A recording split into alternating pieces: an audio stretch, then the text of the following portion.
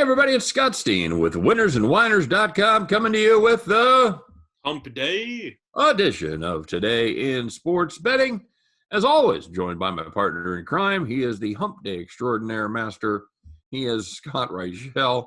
Scott, we struggle with this Hump Day thing. I'm trying to come up with a title for you for Hump Day, and I'm failing miserably. That's 2 weeks straight. So last week, unbeknownst to everyone else, my title for your Hump Day was so bad we had to restart the video. I'm pretty sure that was like 2 weeks ago, but you're trying. You know, you're committed to your craft. I'll give you props for that. I'm no quitter, that's for sure.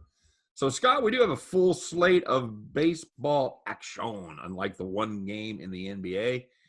We gotta sort it out here. We have all kinds of stuff to sort through and see what we like. So, Scott, kick it off. What do you got fired up for us here? Well, you see one name on the card, and you got to assume there's going to be runs involved, and that is the former Batman himself, Matt Harvey, taking on the Mets, and a bit of a revenge spot for Matt Harvey against Taijuan Walker. And the Mets, for some reason, are only laying about 130. Can you explain that to me, Scott? Baltimore's been scoring a lot of runs lately, so I think it's an overreaction to the fact they scored 18 2 days ago, 10 yesterday. But you don't have David Peterson on the mound this time around for the Mets.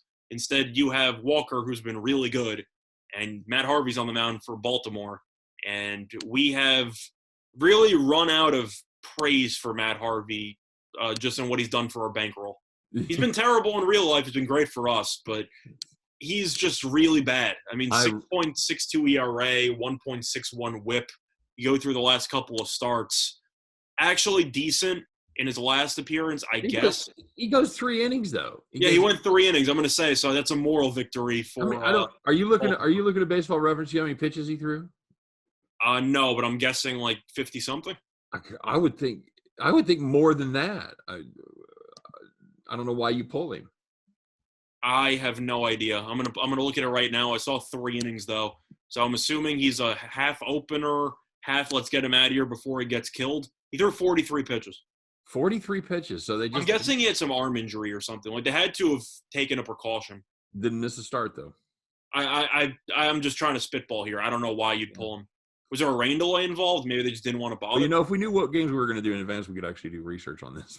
Just saying, I'm assuming there might have been a rain delay involved or something. Like, I don't know why you'd pull a guy after 43 pitches, but it wasn't a bad move. They actually won the game. So maybe they should stick to that strategy more often. But, yeah, Harvey stinks. Walker's been good, but the Orioles have actually been hitting the ball well lately. Let's talk about how bad Harvey's been, though. I think we're perhaps understating this. Now, he started out, he was okay. He was okay coming out of the box, Scott. But he fell off the cliff starting 5 starts ago. I'm going to give you his total, Scott. He gave up 7 runs in 4 1/3, 6 runs in 1 2/3, 5 runs in 4 2/3, 5 runs in 3, and then the aforementioned performance that we're talking about where he gave up 1 earned in just 3 innings pitched in his last start. There's nothing to like about the Batman. Nothing. No, I'm sorry. He will always have a place in Royals fans' hearts for talking Francona into letting him go back out for the 9th inning of the World Series. But he's always going to have a soft place in my heart because, like you said, he's been very good for our bankroll. Scott, are you worried about Taijuan Walker struggling a little bit last time out? He'd had 4 really good starts in a row, and then gave up 3 earned last time out, 7 hits, 4 walks. So you're looking at a whip over 2 there. He got out pretty well. It could have been a lot worse. So does that bother you, or do you think that's just a one-off? Well, I have a couple of points I want to get to first. First of all, you said Matt Harvey has a special place in your heart. You said Francona. Did you mean Terry Collins? I mean Terry Collins. Sorry, I got my Terrys. Okay, because that was one thing. I'm like, I didn't know Francona was Tito and Cheeto mixed up. Sorry, but anyways, that was one. Second of all, just looking at Harvey's numbers, I don't have his last 4 starts with the ERAs down. They're not pretty, or the 4 leading up to the 3-inning outing for Minnesota. But his ERA in June, including 1 decent start, 9.64. So his ERA as a whole went from 4.26 before the month, 4.06 after the 1 good start, to 6.84 in the span of a month. Well, that's not good. Ouch. Like, that's really bad, but I like the over. in this spot. And I know that with Walker on the mound, you kind of get scared off because of the fact that Walker's been good as a whole this season. You mentioned, as I before had to go back to make sure you weren't talking about Terry Francona, was Taijuan Walker, who struggled in his last outing despite having good overall numbers. You look at his last start, ended up going 5 innings, 4 runs, 3 of them earned. That was not exactly great, but he did pitch against Baltimore back in May, 7 innings, 4 hits, 1 run. So he did pitch well in that outing. But with Harvey on the mound, the Mets offense should look pretty good. And this Baltimore team has randomly started to hit the ball really well. Mm-hmm. I think this total's too low. I like the over. Scott, I'm going to give you the numbers for that 4-game stretch that we're talking about with Matt Harvey, because there's some truly astounding statistics. First of all, for those 4 starts before his last one, like we were talking about, that was an ERA of 15.15, 13 2/3 innings, 29 hits, 6 walks. So he's getting really close to a 3 whip. It's about 2.7. Here's what's fun, Scott. Opponents are hitting 420 in that stretch with a 1.171 OPS and a BABIP. Tell me if you've ever heard this before. They have a BABIP of 510. So everything they're hitting is getting smoked. That is just the OPS and the BABIP. That is just phenomenal. And the only counter argument against or in favor of Harvey would be the Mets offense. Okay, but I don't even know if that can save him in Camden. Yeah, it's overpassed. I mean, now you can take the Mets, which is the safer play. Don't get me wrong, -130 for Walker's a joke, but that's how I would look. You got to fade Harvey until he does something for at least 4 innings or more. I agree. I'm just. I'm kind of flabbergasted at how odd that line actually is on the money line. You know, I think you've got just as good enough chance as the Mets contributing to that over as you do them winning the game. Yeah, that's how I feel. And Walker could give you another solid outing, so I'd look at the Mets money line. Agreed. What else you want to take a look at? So, looking at the other New York team, you have the Yankees, who actually scored 8 runs yesterday. I'm proud of them. They finally did something offensively. And you have Garrett Cole on the mound against Fu Manchu Man himself. That's the new nickname I'm going to call him, by the way. Glorious. I dream about having a Fu like that. Fu Manchu Man. That's what I'm going to call him. But anyway, he's against Randy Dobnik. Randy Dobnik. And you see the Yankees are laying about 175. Now, I'm not just wanting to talk about this game because I'm a Yankees fan, even though they are pretty underwhelming. But I also wanted to segue into the whole Garrett Cole interview fiasco today with the question about the foreign substance that, let's just say, he didn't exactly answer too well. I don't know if you know what I'm talking about or not, but I don't. I actually went out and lived my life last night. I was kind of disengaged from sports other than checking the scores periodically on my phone. So I don't want to quote it because I'll misquote it, but you can. I don't want to say it's as bad as the like Clemens, I didn't take steroids, period, or I misremembered. It's not like one of those bad quotes, but it's not really good. It seemed like he wasn't prepared to answer a question about the main issue that's going on in baseball, which I find weird because he's basically the face of the whole, outbreak since he got paid $300-something million from drastically improving spin rates. But anyway, I digress. Point is, he's on a bit of hot water in the court of public appeal right now, but you still have Cole on the mound. We talked about how the spin rates have dropped in Cole's last start and Bauer's last start. You think that continues? You think you see a reduction in Cole's spin rate in this one? You think that it doesn't really matter? Yeah, I was kind of curious looking at his last start. It just kind of sticks out there, Scott. Five innings, 5 earned, 5 hits, 2 walks, 1 home run. Seems like a weird coincidence to me, doesn't it? It definitely feels that way. Now, the spin stuff you said on the radio show yesterday, so I actually wasn't aware of the massive drop with the spin rate. I just knew he wasn't good in his last start. Now, Dobnik's numbers are not good, 6.19 ERA. However, since he has actually become a starter, he's actually been decent in 2 out of 3 outings. He did get shelled by Kansas City on Friday. Yeah, they're going to shell everybody. Yeah, on the 28th. But against Baltimore, 5 2/3, 3 earned. Against Cleveland, 6 innings, no earned. So the last 2 outings, though, 9 hits, 8 hits. A bit concerning that he has a lot of guys on base. Mm-hmm. Yankees can hit, but they kind of woke up yesterday. Is it Cole run line, or are you just concerned by the actual Cole that we're going to see and look towards maybe a Yankees team total over? Like, I don't really know how to approach Do you this. worry about him being a little bit distracted, Scott? I'm not going to lie. But the other part of that is this is a Minnesota team that's just not playing particularly good baseball. They did manage to win the last 2 of their 4-game set with Kansas City, but they lost 4 straight going into that. Got blown out by the Yankees last night. They're finding new and interesting ways to lose. I just find it impossible to back the Twins. You want to take an over? I ain't mad at you. That's how I would look at it. As for the actual side, it's either Yankees run line or you take the – actually, you know what? Twins plus 1.5 runs is actually kind of tempting now that I actually think about it. You're getting roughly even money. Okay. And Dobnik's been decent as a starter. I know the Yankees get 9 at-bats and Minnesota stinks, which is kind of the red flag in the situation. Yep. But if you think Cole potentially struggles, and we know the Yankees offense woke up for 1 game, I don't think they've had back-to-back good offensive games in, I don't know, about a month and a half. Even money's really not terrible there. Okay. Is that your official play? Hold my nose, yes. It's really a bad spot because Minnesota's so bad, but there's just no value on the Yankees. Give me about first 5 over. I was thinking maybe if you wanted to go really, really bold, you can go with the under and Cole strikeouts. You could do that too.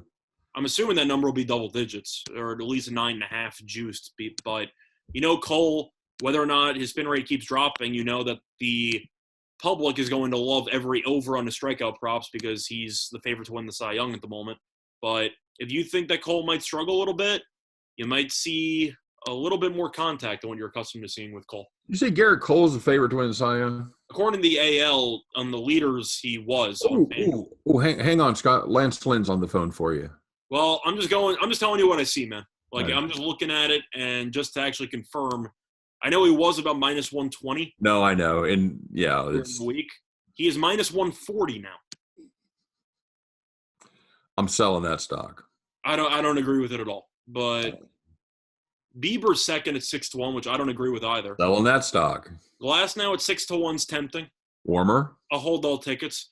You got Lynn at 9-1, which I think is a pretty solid deal. Rodon is also 12-1. Yep.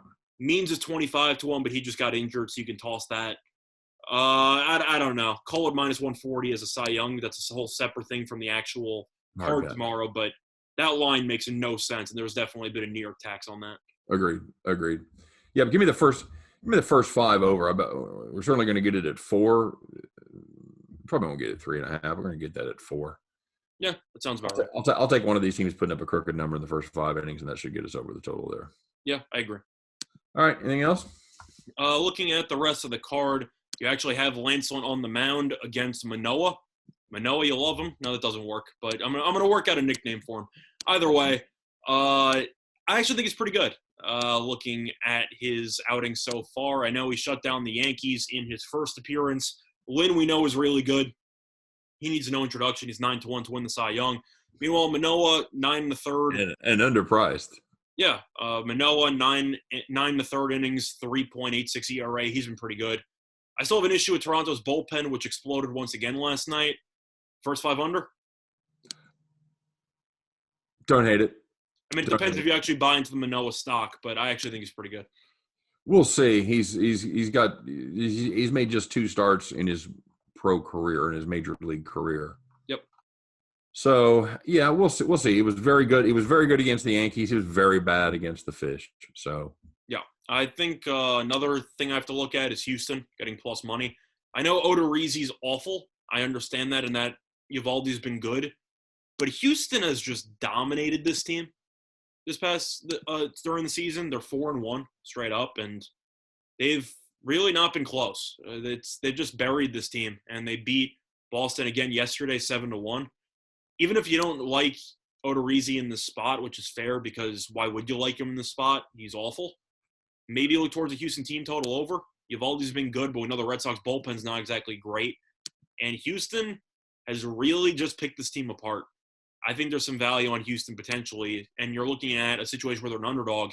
You can look at the fact that Eovaldi mostly goes 6 tops.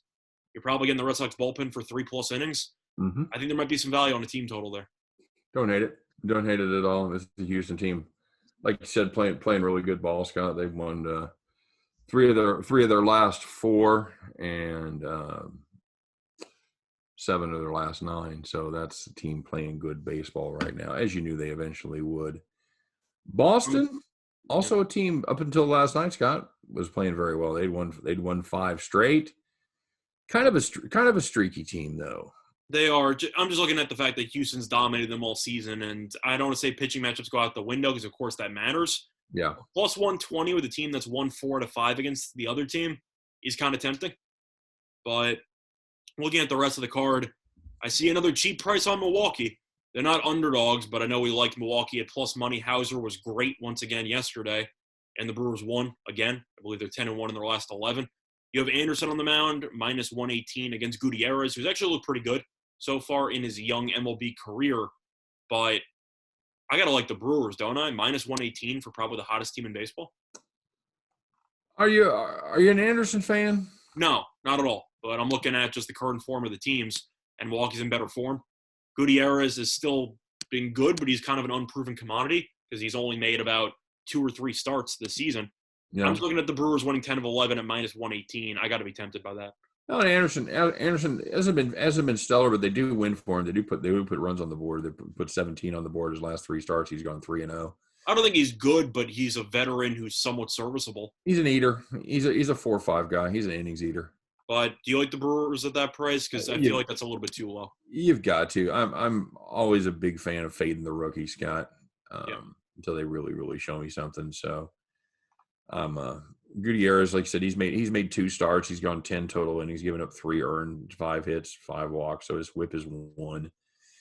ERA 2.8 or so. So yeah, he's been solid on the year. But again, he's shut down a couple teams in the Cardinals and the Cubs that have been known to play some pretty bad baseball at times. So that's not the case right now. Cubs are playing very good, but St. Louis is kind of falling off the wagon a little bit. I say all that to say this, Scott. Give me the Brewers. Yeah, I agree. And last but not least, I'll go through one other game. You might not agree with me, but I got to talk about it. Involves the Angels and the Royals. I think the Royals are about to go on a losing streak. They've been a streaky team all year. It seems like it's about to probably. When do we call it a streak? They've lost 4 straight. Are we there yet? You can. I'm just saying I don't think it's going to get better anytime soon. I know that Mad Brad Keller has been pretty good lately. You actually look at his last couple of outings. The Royals have fared really well when he's pitched. Mm-hmm. The Royals have won each of his last 5 starts, but you have seen a decent amount of runs in those starts. They won 14-5 in the last one, 6-3 in the one prior. You had 2-1 against Tampa, which was low scoring, 6-4 against Milwaukee, and 6-2 against Chicago. 7 innings though, shortened game with the doubleheader. I like the over 8.5 in that game with Keller and with Canning there. I just see runs, and we know both teams bullpen wise. The Angels are worse. Royals, I'd say, aren't very good anyway. I see runs there. I just think both pitchers aren't exactly that great. Yeah, Canning has been especially bad over his last 3, 8.74 ERA, 1.8. And at home, he's not good either. He's not good at home, 6.35 ERA there under the friendly confines at the Big A. 8.5 sounds a little low to me. Yeah, I'm with you. There's a couple bullpens that I think you can count on to more than likely give up multiple runs. Didn't happen for the team total for the Royals on the other day, but in most days, both bullpens are really bad. Yep, absolutely true. All right, so. And by the way, guys, if you're looking for information on these games or any others, don't forget to stop by and check out winnersandwhiners.com. Your one-stop shop for all things sports betting is the #1 site in the world for predictive sports analysis. Always there, always free, winnersandwhiners.com. And for myself, for Scott, for all of us over here at Winners and Whiners, thank you guys very much for watching. We wish you good luck on all of your plays today. Thanks for supporting us. Don't forget to like and subscribe. And we'll see you tomorrow on Today in Sports Betting. Take care, everybody.